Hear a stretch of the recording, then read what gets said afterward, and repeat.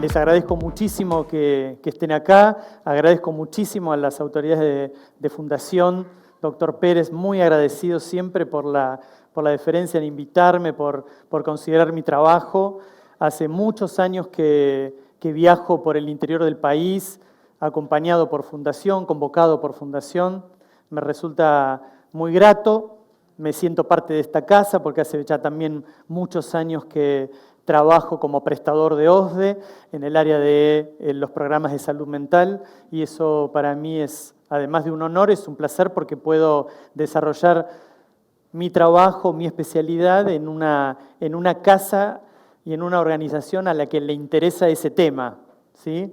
y que sale a la comunidad a poder brindar recursos para que tanto padres como docentes podamos juntos pensar muchas de las cosas que pasan en esta época con nuestros hijos y nuestros alumnos. Nos metemos de lleno en el tema. Algo que quiero destacar es que yo creo que, bueno, si bien con Fundación hace 12 años que viajo dando diferentes temas, puntualmente la temática de la violencia dentro de las escuelas tiene como una especie, les diría yo, de bisagra en nuestro país a partir del 2004. ¿Sí? A partir del 2004. El 28 de septiembre del 2004 se produce una tragedia, mal llamada tragedia, porque en realidad fue una matanza, en una escuela del sur de la provincia de Buenos Aires, en Carmen de Patagones, que de alguna manera conmueve y define algo que empieza a nombrarse como violencia dentro de las organizaciones escolares y que empieza a confundirse con lo que tiene que ver con una matanza, con lo que tiene que ver con una violencia, con lo que tiene que ver con la psicopatología, con la locura, ¿sí? Con la negligencia, con el mal desempeño, con el acoso. Empieza todo a ponerse como en una bolsa de gatos y muchos profesionales nos vemos llevados a la necesidad de estar todo el tiempo aclarando, no, miren, esto no es bullying, no, esto no es violencia, esto no es acoso, esto no es persecución, esto es tal cosa, esto es tal otra.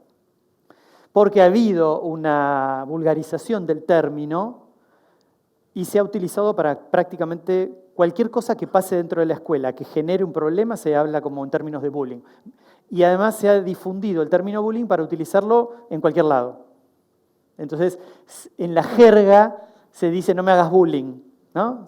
Lo saben ustedes, esto es así. Vamos a ver si podemos definir más claramente qué es la temática del bullying y espero tener tiempo para poder contarles un poquito algo que yo he diseñado junto con mi equipo de estudios para la infancia, que es un programa de trabajo destinado a las escuelas y a los docentes, que se llama Equipo de Relevamiento de Situaciones de Acoso, ERSA. Incluso es un video que se puede bajar de YouTube de forma gratuita, donde se explica con detalle cómo se arma este equipo. No requiere ningún presupuesto extra, ninguna tarjeta de crédito, ni contratar a nadie, ¿sí? Con los recursos que uno tiene en la escuela lo puede hacer. Así que ese es el último eje que voy a intentar desarrollar en este encuentro. Así que me tengo que apurar, ¿sí? Y además por respeto al tiempo que tenemos de trabajo, ¿sí? He decidido dar vuelta a la charla de hoy. Es decir, voy a empezar por una serie de preguntas que siempre se hacen al final, pero que no las quiero dejar para el final. Estas preguntas circularon por las redes sociales en el contexto de este curso que yo les comento y que me parece que hacen estrictamente a este cierre de esta conferencia. Circularon muchas de estas preguntas en donde la idea era que durante todo este mes circularon como 10 o 15 ítems con la idea de generar un foro de discusión. Mucha gente me pidió que yo diera mi opinión, es lo que voy a hacer ahora, ¿sí? Era una manera de engancharlos para que vinieran hoy a la charla. Así que, en principio, aparecen, yo voy a ir pasando estas imágenes que son las preguntas que aparecieron a lo largo de este último mes, ¿sí? Por supuesto, quiero aclarar que las personas que estén hoy acá, que no hayan participado de ese curso, no se hagan problema porque la charla está pensada independientemente de eso, pero quiero aclararlo porque el contexto de esta charla tiene que ver con ese trabajo que hace un mes estamos haciendo. Una de las primeras cuestiones que aparece es ¿cuántos protagonistas tiene el bullying?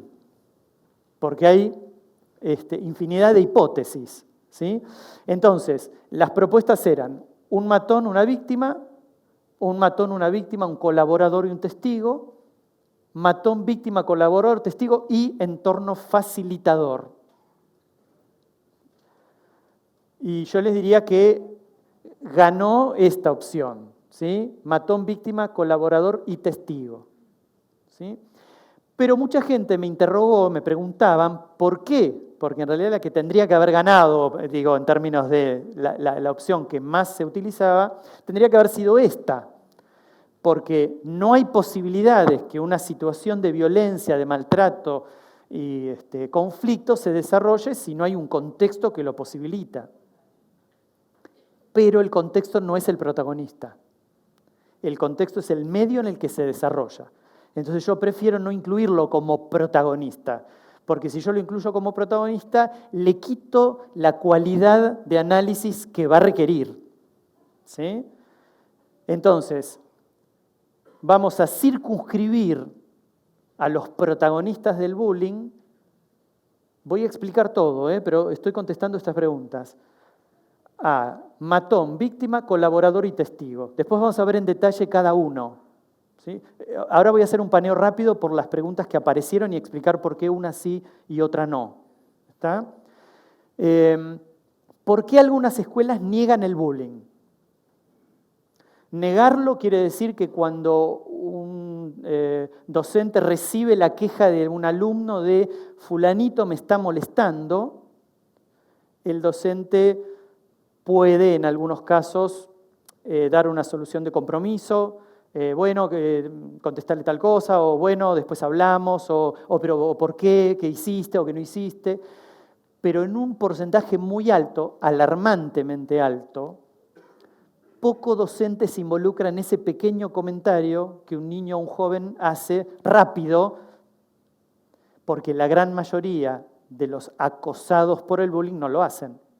Así que ese docente pierde la oportunidad de involucrarse en una situación que puede ser muy compleja, ¿sí? ¿Por qué niegan el bullying?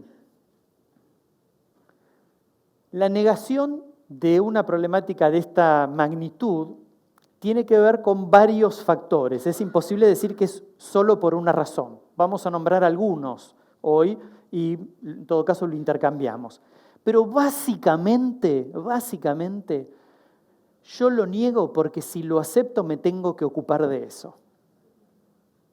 Parece como una verdad de perogrullo. Pero si yo lo admito, si yo digo, sí, en mi escuela hay bullying, voy a tener a 100 padres golpeándome la puerta, a todos los docentes enojados diciendo, entonces no, en mi escuela no hay bullying.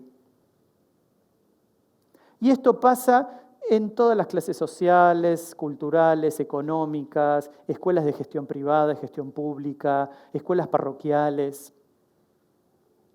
Les puedo asegurar que en 30 años he pasado como asesor de escuelas, de todas las escalas sociales, las pertenencias, y me he encontrado con situaciones de bullying en lugares absolutamente insólitos.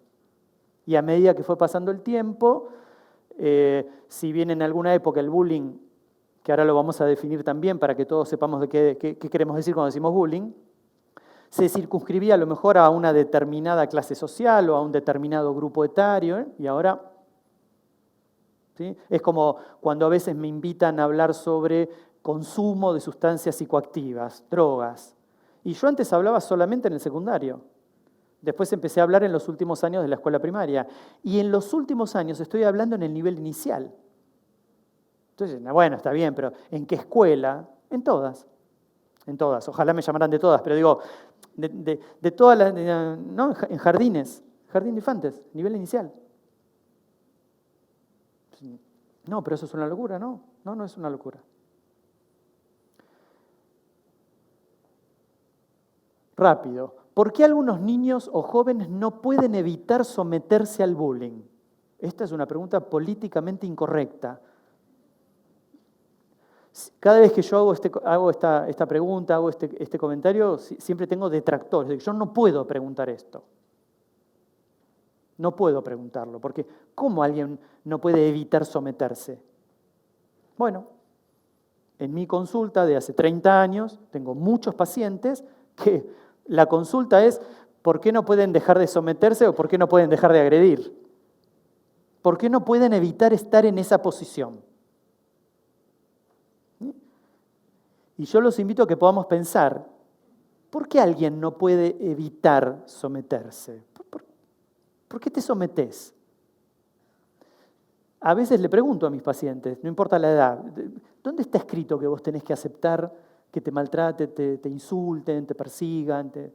¿De dónde apareció esto? ¿De dónde aparece tu creencia respecto a esto? Esa es una de las primeras cosas que pregunto. ¿Por qué vos pensás que tenés que pasar por esto? Esa pregunta sorprende a quien es interrogado. Porque lo que viene después es, no, pero yo no quiero que me pase esto. Bueno, pero te pasa. Y aparentemente no alcanza con que yo no quiera que me pase para que me pase. Entonces viene después de algún momento, no lo puedo evitar. La frase, no lo puedo evitar. Y antes, en el inicio de muchas de estas investigaciones, aparecía solamente en la consulta la víctima, el maltratado. Y en los últimos años, ya les diría bastante, en los últimos 10, 15 años, empezaron a aparecer los matones. ¿Y saben por qué empiezan a aparecer los matones dentro de la consulta? ¿Cómo? No solo cambia el medio, porque los matones empezaron a crecer y ahora maltratan a los padres. Y son padres que no calculaban que eso iba a ocurrir con sus niños pequeños. Es decir, los pequeños matones, los pequeños maltratadores, los pequeños transgresores, sobre quienes se subestimaba su conducta, crecieron y ahora las víctimas son los padres. Y entonces los padres consultan diciendo, me pega, me insulta, me maltrata, le pega a la maestra. Sigo. El bullying, esto es importantísimo, ¿el bullying es un conflicto entre pares o es violencia? ¿Y cuál sería la diferencia? A ver, yo en todo caso repito si no se escucha. ¿Es un conflicto o es violencia? ¿Y cuál es la diferencia? Pero la diferencia más importante es que en el conflicto hay dos partes que tienen un poco de razón cada una. Y justamente en el conflicto el mediador lo que hace es trabajar ese conflicto. En el conflicto, en lo que se denominaría desde el punto de vista científico, conflicto tiene que ver con que son dos partes que no llegan a un acuerdo, pero las dos partes tienen un poco de razón. Pregunto, en el contexto de un matón y una víctima, ¿qué parte de razón tiene uno u otro? Por lo tanto, es importantísimo tener en cuenta el valor de lo que tiene que ver con la mediación escolar. La mediación escolar, ahora después va a aparecer esta pregunta, pero lo puedo adelantar ahora, porque también me han preguntado mucho por los programas de mediación escolar. La mediación escolar funciona perfectamente bien para los conflictos. Yo siento a las partes para ver por qué no se pusieron de acuerdo, dónde surge el conflicto. Pero yo no puedo sentar a una víctima y un victimario porque lo que hago es reproducir la escena de maltrato. Es incorrecto, no lo hagan jamás. Se expone a la víctima, volvés a repetir la escena de maltrato. Volvés a exponer a quien es maltratado, acosado y violentado a una nueva situación. Porque de alguna manera, al ponerlo a confrontarse, vos implícitamente estás diciendo que el otro una parte de razón tiene. Y el matón, el maltratador, ¿qué parte de razón tiene? Sigo. Otro tema muy controvertido, porque además ha tomado una escalada compleja en los medios respecto de si efectivamente estos casos que han aparecido de suicidio o de autolesiones vinculadas a una problemática de bullying. Y yo quiero aclarar, sin abrir demasiado el debate hoy, pero no porque no tengamos que abrirlo al debate, pero quiero ser muy preciso con esto. Nadie se suicida por bullying. Para que alguien tome la decisión de suicidarse, tiene que haber una personalidad previa que predisponga a ese sujeto a esa situación. Si ustedes me preguntan, bueno, ¿el bullying puede detonar? Puede ser eso que nombramos como un facilitador de una psicopatología. Pero si efectivamente esto fuera así, tendríamos una epidemia de suicidios. Nadie se suicida por bullying, aun si dejó una carta diciendo terminé con mi vida porque no soporto. No. Ahí había un trastorno melancólico previo, había alguna cuestión que no se analizó, que no se pudo ver, que no se pudo pensar. Sé que es un tema controvertido porque veo caras que algunos asienten, otros dicen que no. Es un tema difícil, no lo podríamos discutir acá nosotros, pero traten de pensar en esto. Si efectivamente la razón por la cual alguien se suicida fuera el bullying, todos los que padecen bullying podrían llegar a suicidarse, y esto no es así. Sobre todo además porque después que uno analiza muchos hechos, a lo mejor ni siquiera era bullying lo que ocurría. ¿Sí? Bueno, esto lo contestamos antes. ¿Por qué suelen fallar? Porque muchas veces se interpreta la situación de acoso o de maltrato como si fuera un conflicto. Y no hay tal conflicto. ¿Sí? En relación a esto también surge, después de esta problemática, si no me equivoco, bien, ahora viene esta, un cuestionamiento hacia los padres y a los docentes que tiene que ver con este planteo. Esto es algo que aparece mucho, no solo en el consultorio, sino que aparece mucho cuando yo voy a las escuelas a hablar sobre este tema. ¿Qué aparece? ¿Qué opinás acerca de la recomendación de algunos padres y docentes que le sugieren a la víctima de bullying se defienda desarrollando la misma acción que su victimario? ¿Qué es lo que habitualmente un papá o una mamá le dicen a su hijo? Fulanito me pega, defendete, encajale un bollo vos también. En el consultorio yo trato de pedirle a los padres que, si bien no es una recomendación que yo voy a desestimar absolutamente, porque yo no soy quien para decirle a los padres lo que tienen que hacer, no la desestimo absolutamente, sí les pido a los padres que interroguen a sus hijos acerca de esta situación.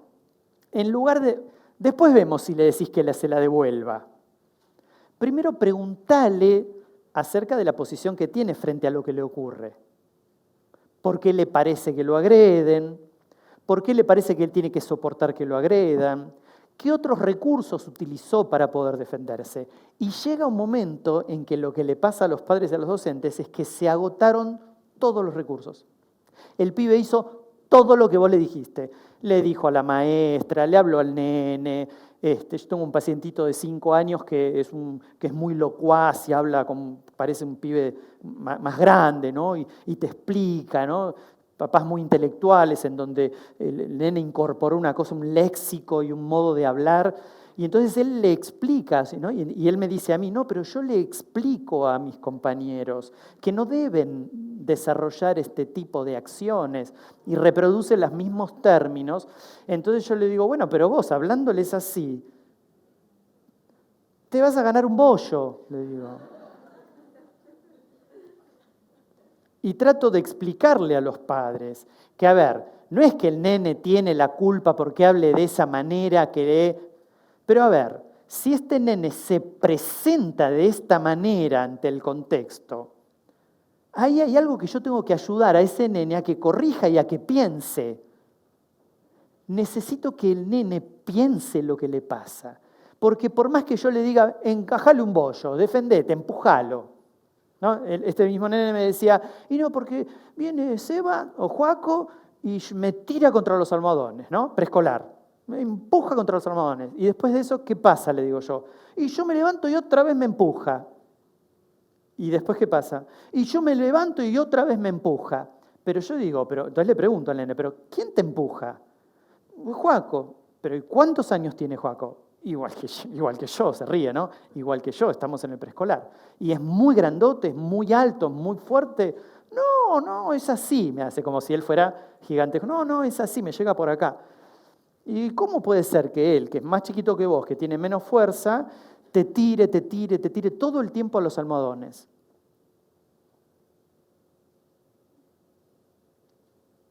Y nunca nadie le había preguntado una cosa tan intrascendente, tan pava, ¿no? Pero ¿cómo es que puede pasar eso? ¿Por qué puede pasar eso?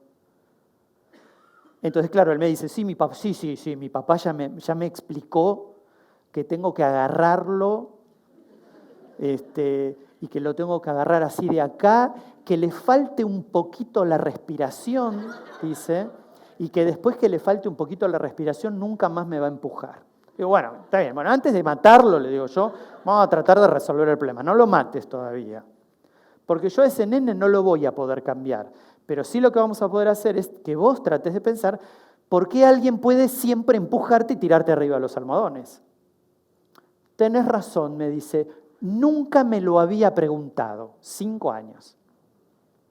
Entonces, yo no estoy haciendo magia con eso que hago, pero lo que intento es colocar a quien se dice a sí mismo víctima en un lugar de responsabilidad.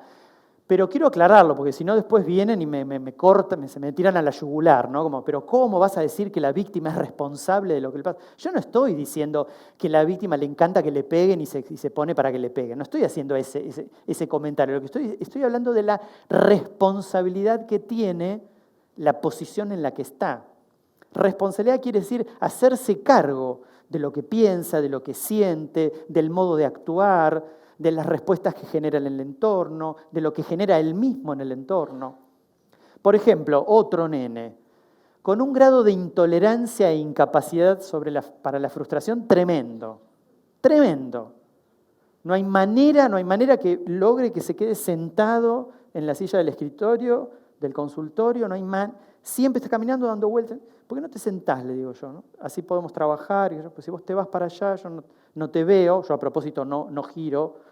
Te estoy hablando, me dice. Bueno, pero yo te estoy hablando a vos acá. Bueno, pero te estoy hablando acá. Bueno, pero tu lugar es este. Bueno, pero Y yo sigo hablando. Se ríe un poquito y vuelve, ¿no? Bueno, él sabe que la consigna de trabajo es dibujamos, charlamos o traemos algunos juegos de mesa, ¿no? Entonces él hace lo que tiene ganas en cada oportunidad. Basta que yo acepte, bueno, ahora vamos a charlar, charlemos. No, ahora mejor jugamos. Bueno, pero vos dijiste que íbamos a charlar. No, ahora, bueno, juguemos. No, pero ¿sabes qué? Ahora lo que... Bueno, no, ahora quiero... No, ahora... Entonces le pregunto, ¿vos todo el tiempo haces eso? ¿Qué cosa? Me dice. Esto, de que vamos a hacer algo y lo interrumpís y cambiás, lo interrumpís y cambiás, lo interrumpís. ¿Vos todo el tiempo estás haciendo eso? Mudo. En otro momento se levanta. Discúlpame, yo siempre mirando la silla, no a él, ¿no? Decime, ¿vos siempre haces así de que alguien te está hablando y vos te vas? Vuelve despacito, ¿no? Vuelve despacito. Es decir, ¿qué les estoy contando? Que lo que intento es que quien se siente o se dice víctima de una situación trate de responsabilizarse de lo que está diciendo y sintiendo. Eso no quiere decir que, bueno, entonces él hace a propósito para que lo maltraten.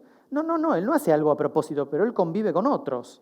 Entonces, por ejemplo, él, una de las cosas que hace, le digo, ¿esto que vos hacés, te pasará en algún otro lugar? Le pregunto. Por supuesto, 5 años es difícil que me pueda contestar. Es hablado por un papá o una mamá muy intelectuales, pero no puede reformular todo lo que le digo. Pero estoy seguro que presta atención a lo que le estoy diciendo. Entonces, mi trabajo va a ser que él pueda asociar lo que yo le estoy diciendo con algo de la vida cotidiana. Y entonces, digo, ¿sabes por qué te pregunto esto? De si vos todo el tiempo vas y venís y vamos a empezar a jugar algo y cambias de opinión y jugás a otra cosa. Porque a lo mejor esto mismo es lo que haces en la escuela y los chicos se enojan con vos porque en realidad ellos te invitan a jugar a algo, vos vas a jugar a algo y de repente cambiás. Y cuando los chicos cambian, vos volvés a cambiar. Y te enojas con ellos cuando no quieren cambiar. Entonces te vas. Y resulta que después te vas y te quejas a la maestra de que te trataron mal, de que no quieren jugar con vos. Entonces, cuando salimos del consultorio le digo a la mamá, después quiero charlar con vos, vengan al consultorio a verme, ¿no? ¿Para qué? Para ir contándole a esa mamá o a ese papá esos pequeños descubrimientos. Mirá, resulta que tu nene, que está catalogado como la víctima mayor del bullying en la escuela, es insoportable. Es insoportable, es absolutamente intolerante frente a todo, no tiene la más mínima capacidad para frustrarse. Entonces, no es que es la víctima, se termina victimizando en una situación por algo, algo previo que tenemos que trabajar, que es un nene que no soporta la frustración. Y los padres empiezan a tener cierta idea de lo que les digo porque empiezan a asociar, ahora que me lo decís, y ahí me cuentan que, por ejemplo, no lo sacan de la cama matrimonial desde hace 5 años. ¿Por qué no lo sacan de la cama? Y porque llora. ¿Y cuál es el problema que llore? Y no, porque a mí el pediatra me dijo que no tenía que llorar, porque el apego, la teta. ¿Qué teta? Le digo yo. Bueno, no, lo que pasa es que el médico nos dijo que los chicos tienen que tomar teta. Pero ¿hasta qué edad tienen que tomar teta? Preescolar, 5 años. Ay, pero viste, él se desespera. Estoy como tratando de ejemplificar pequeñas anécdotas del consultorio que me dan la pauta de que si yo me quedo con la foto, pobrecito este nene, lo empujan en los almohadones, me pierdo, ¿sí? Entonces, cuando aparece esta pregunta, lo primero que les pido a los padres es, bueno, traten de no darle una respuesta inmediata, bueno, sí, fajalo, ahorcalo, ¿sí? En realidad la primera pregunta que tiene que aparecer es, ¿qué responsabilidad tiene en esa situación? Otra cuestión importantísima que trabajamos también durante todo este mes tiene que ver con otra modalidad de acoso que hay, que es el ciberbullying, que empezó a aparecer también a partir de lo maravilloso de las redes sociales, que sirve para todo, para lo bueno y para lo malo. Una de las cuestiones que trabajo fuertemente con los chicos y con los padres es la problemática de la identidad. Las redes sociales atentan contra la identidad de los chicos porque les llenan la cabeza de mensajes que toman por ciertos. Y en ningún lugar está escrito que porque lo dice Internet es verdad. Ahora, no conozco mucha gente que no acuda a Internet a buscar respuestas. El tema es que las respuestas que nos ofrece Internet, es más, hasta Wikipedia te dice que si vos tenés otra respuesta de la que está, la incluyas. ¿No? ¿Vieron? Uno puede, si vos considerás que tenés algún otro dato, incluílo. Entonces empiezo a trabajar con los chicos hace ya unos cuantos años y armé una pequeña campaña con ese tema de el ciberbullying empieza a ser utilizado, mejor dicho, las redes empiezan a ser utilizadas para maltratar, acosar. Puede ser que haya un correlato en presencia con el bullying, que se utilice el ciberbullying para continuar el bullying presencial de la escuela, o puede empezar por las redes sociales, ¿no? El problema que tenemos cuando es en las redes sociales es que las escuelas creen, las organizaciones escolares creen, que como ocurre en las redes, no tienen que hacerse cargo. Bueno, pero lo insultó en un mail, o lo insultó en Instagram, o lo insultó en... No, esto no pasó acá, pero son los mismos chicos, las mismas circunstancias. Bueno, la escuela no se hace cargo. ¿Y quién se hace cargo? Bueno, los padres. Entonces hay una cosa ahí de que nunca se sabe a quién acudir. Entonces armamos una campaña con la gente de Estudios para la Infancia de que en el ciberbullying hay una verdad que se transmite de maltrato, de acoso, de decir cosas sobre el otro, que lo que hacen es atentar contra la identidad. Porque como hay una creencia que lo que dicen las redes es verdad, si a vos te dicen que sos una porquería, que es lo más leve que se dice, ¿no? Entonces eso pasa a ser una verdad. Lo que dicen de vos en internet pasa a ser una verdad. Entonces armamos 2 videitos, duran muy poquito, lo podemos pasar.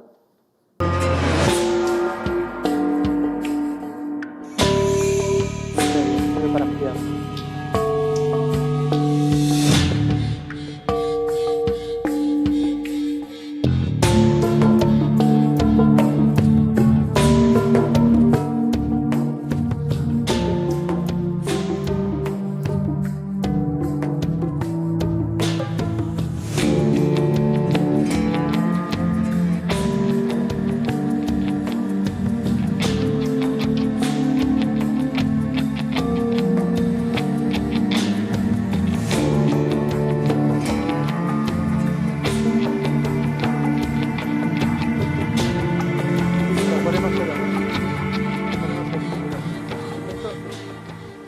Lo que ocurre es que los chicos toman por cierto el mensaje que aparece en una red.